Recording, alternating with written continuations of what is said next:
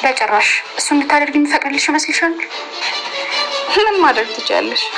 ምንም ማድረጋችሁ እሺ። መሰረት አስማማው፣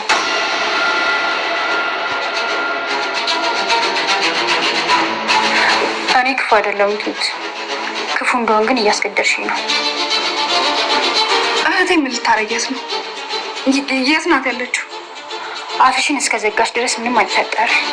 ሰላም ውድ ቻናል ቤተሰቦቼ አስቱኒ ዛሬ ደግሞ በሌላ ቪዲዮ መጥተናል። ተወዳጅ የትሁት ድራማ ዛሬ ምን ተፈጠረ የሚለውን አብረን እናያለን።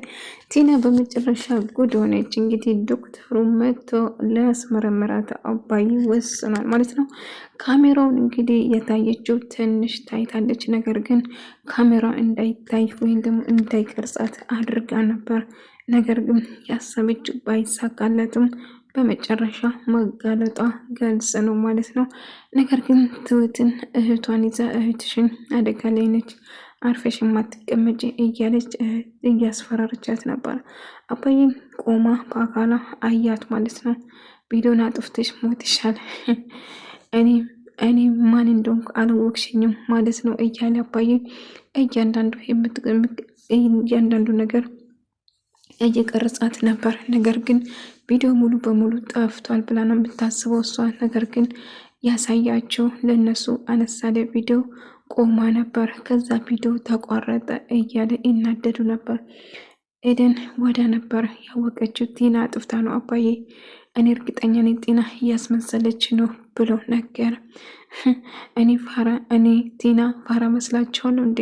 እስካሁን ካሜራ ሰላጥፍ እንዴት ነው ይህን ሁሉ ጊዜ የሚቆየው? ካሜራውን እንዳጠፋች ስታወራ ነበር። ብቻውን አባዬ እርግጠኛ ነኝ ቲና ነች ያጠፋችው ቪዲዮውን፣ ስለዚህ በጭራሽ እንዳታመኗት፣ አሁንም እያስመሰለች እንደሆነ ኤደን በተደጋጋሚ ስትናገር ነበር።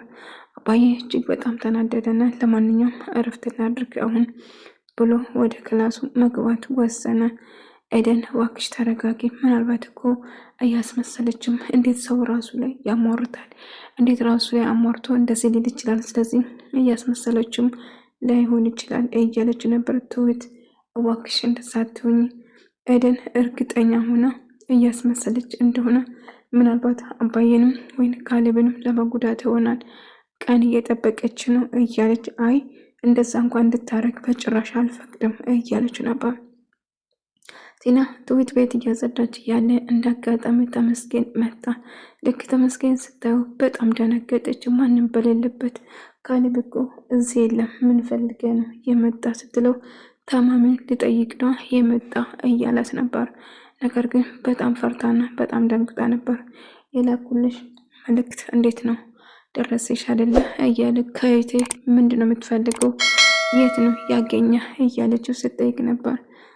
ይጅል ጥያቄ አትጠይቅኝ፣ ይህ የማይጠይቅ ጥያቄ እኮ ነው ትሁት እያለት ነበር።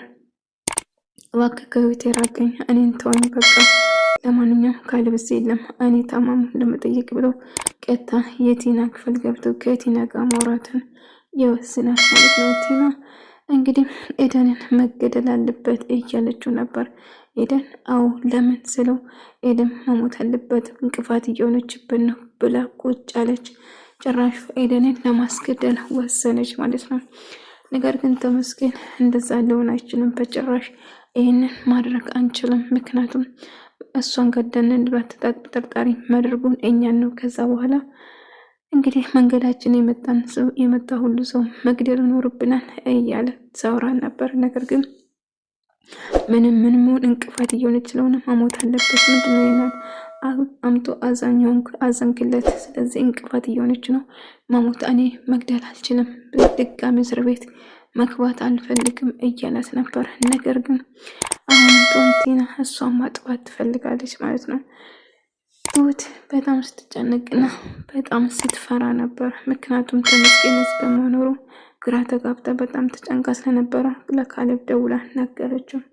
ተመስገን እዚህ ነው እንደውም የቲና ክፍል ገብቷል ብላ ነገረችው። ቆይ አንተ ሳትኖር እንዴት ልመጣ ቻለ እያለች በጣም ተደነባብራና ደንግጣ ለካሌብ ስለደውለው ካሌብ በጣም ደንግጦ ስለነበረ እየሮጠ ወደ እሷ ለመሄድ ይወስናል ማለት ነው። ነገር ግን እኔ ገና ነኝ፣ ግን ቲና ክፍል ገብቶ እያወራ ነው እዛ ብላ ነገረችው። በቃ አንቺ አትፍሪ፣ ለማንኛውም አሁን እመጣለሁ፣ አሁን ልሄድ ነው ብሎ ቲና ትሁት ብላ ይዛ እባክህ ትጠጋኝ ሄድልኝ፣ ነገር ግን አሁን ሄዳለሁ፣ ግን ተመልሼ እመጣለሁ። ተመልሼ ስመጣ ግን አንቺን ነው ይዤ የሚሄደው፣ እጄን ባዶ አልሄድም ብለው ማስፈራራቱን ቀጠለ። አሁን ውጣልኝ ብላ ብላ ይዛ እያስፈራረችው ነበር። እሱ ግን ምንም ኮሽ መፍራት ምንም ነገር ፍራቻ የሚባል ነገር አልፈጠረበትም ማለት ነው። አሁን ሄዳለሁ፣ ነገር ግን ስመለስ አንቺን ይዤ እንደሚሄድ ይነግራታል። ትሁት በጣም ፈርታና በጣም ተጨንቃ ነበር። የምታደርገው ግራ ገባ። ካሌብ ደግሞ ወደ ሰላማዊት ለመምጣት እየሮጠ ነበር፣ ምክንያቱም በጣም ተጨንቆ ነበር። ነገር ግን ተመስገን እንግዲህ የምፈልገውን ነገር ታውቂያለሽ፣ አንቺ ሳሊዝ ወዴትም ስለማልሄድ ብትዘጋጂ ይሻልሻል ካሁኑ እያላት ነበር። ትሁት በጣም ፈርታና በጣም ተጨንቃ ነበር። የምትይዘውን የምትለቀው ጠፋባት ማለት ነው። ነገር ግን በመጨረሻ እንግዲህ ለቲና ምግብ እያበላቻት ነበር። ምግብ ካበላች በኋላ መድኃኒትሽን ትወስጃለሽ እያለቻት ነበር። ምግቡን ካበላችለት በኋላ መድኃኒቱን እንድትወስደው ውሃ አመጣልሻለሁ ብላ ስትል ካሌብ እየሮጠ ነበር። አባዬ ድንገት ስጠብ ካሌብ ምን ተፈጥሮ ነው? ለምንድነው የምሮጠው? ተመስገን እኮ ቤት ነው ያለ አባዬ ስል ቆይ እኛ ቤት ሳንኖር ጠብቆ የሚመጣ ነገር ለምንድን ነው ብሎ ጠየቀው። እኔ ምን አውቃለሁ አባዬ፣ አሁን እሷ ደህና ነች ደህና ነች፣ ነገር ግን ቲና ክፍል ገብቷል ብላኛለች እያለችውን እያለው ነገረው። በቃ ተረጋጉ፣ ይህንን እንዴት ማሳግ እንዴት ይህንን ጉዳይ እንዴት መፍታት እንዳለብን ማሰብ አለብን እያለ በጣም ፈርቶ ነበረ ካሌብ እና ትሁት ለሳ መድኃኒት ስተው እጇ ውስጥ ጭብጥ አድርጋ መድኃኒቷን ይዛ ነበር። ከዛ በጣም ተጠራጠረች። ቲና እያስመሳሽ ነበር፣ መድኃኒቱን የሚሰጥሽ አትወስጂም፣ እያስመሳሽ ነበር፣ ታሳፍራለች ብላ ስትነሳ ብድግ ብላ ቆማ አየቻት። ደነገጠች። ምክንያቱም ጎንበስ ቀና እያደረገ ስታጎርሳት፣ ስታበላት፣ ስትንከባከባት ነበር።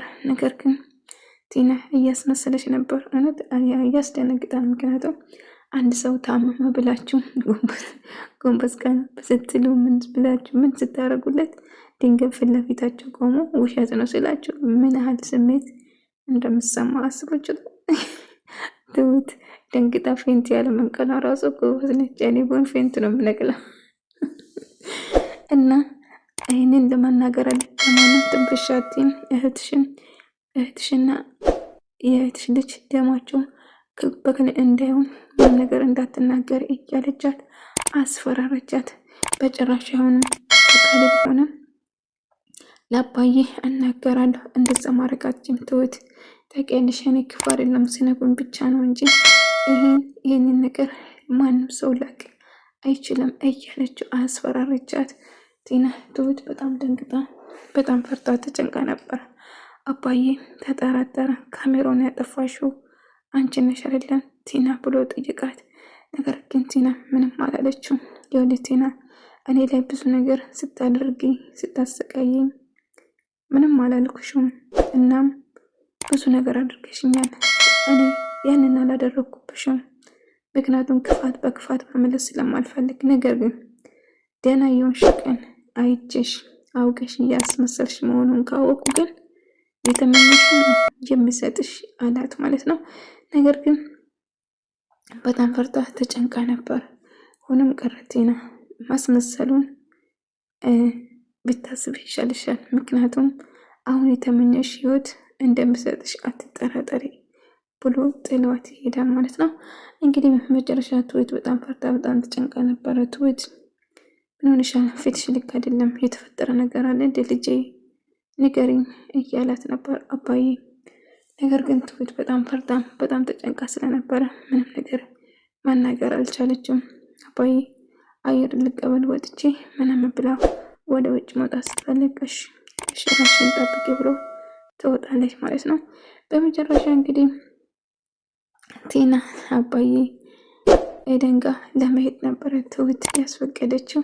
እንግዲህ ኤደንን ያገኘቻትና ያሰብሽው ነገር እውነት ነበር። ኤደን እያስመሰለች ነበር። በአይኔ አይቻታለሁ ብላ ነገረች። የሆነ በጣም ደስ ይላል። እኔ እኮ ተናግሬ ነበር ከመጀመሪያም ጀምሮ እያስመሰለች እንደነበር በጣም እርግጠኛ ነበርኩ። ስለዚህ ለአባዬና ለአካል መናገር አለበት ስትል አይ ነው እሱ አይሆንም። ለምንድንም አይሆንም? እህቴና የእህቴ ልጅ ይዛ እያስፈራራችኝ ነው። አንድ ነገር ትንፈሽ ካልሽ እነሱ እገለባሻለሁ ብላ አስፈራራችኝ ብላ ምን እህትሽ የት አግኝታ ነው? አላቅም የት እንዳገኘቻት ግን በዛ አስፈራራችኝ አለችው። ታዲያ ምን ማድረግ አለብን? ሌላ ነገር ማሰብ አለብን ኤደን እያለቻት ነበር። በጣም ተጨነቁ። አባዬ እንግዲህ የቲናን ጉድ ለማወቅ ዶክተር ይዞ መጥቶ ዛሬ እዚህ ነው የምትታይ፣ እዚህ ነው የምትመረመሪ እያለት ነበር። ቲና ደነገጠች። ዶክተሩ መጥቶ ዶክተር ግባ ስል በጣም ቆማለች። አባዬ እባክህ ማረኝ፣ አባዬ ማረኝ እያለች እግሩ ስር ወድቃ አባዬን እየለመነችው ነበር። እና የታመመችው ውሸት ነበር ማለት ነው። በዛ ዶክተሩም እንዳትናገር ገንዘብ ሰጣለሁ ብላ ገንዘብ ሰጣ ለማታለል ስትሞክር ነበር። ድንገት ባላሰበችበት አባዬ ዶክተር ይዞ ወደ ቤት ስመጣ ነግሬሻለሁ፣ እውነት መቼም ቢሆን ተደብቃ እንደማትቀር እኮ ነግሬሽ ነበረ ቲና። እውነት ሁሌም አሸናፊ ነች እንጂ አትሸንፍም። በያውን እውነቱን ተናገሪ ይላታል። ኤደንም ድንገት መጣ። ሁሉ ነገር ለመናገር ወሰነች። ቲና በመጨረሻ ተጋለጠች ማለት ነው። እንግዲህ ተመልካቾቼ ቪዲዮን ከወዳችሁ ላይክ ማድረግ እንዳትረሱ። በቀጣይ እስክንገናኝ ድረስ ሰላም ይብዛ።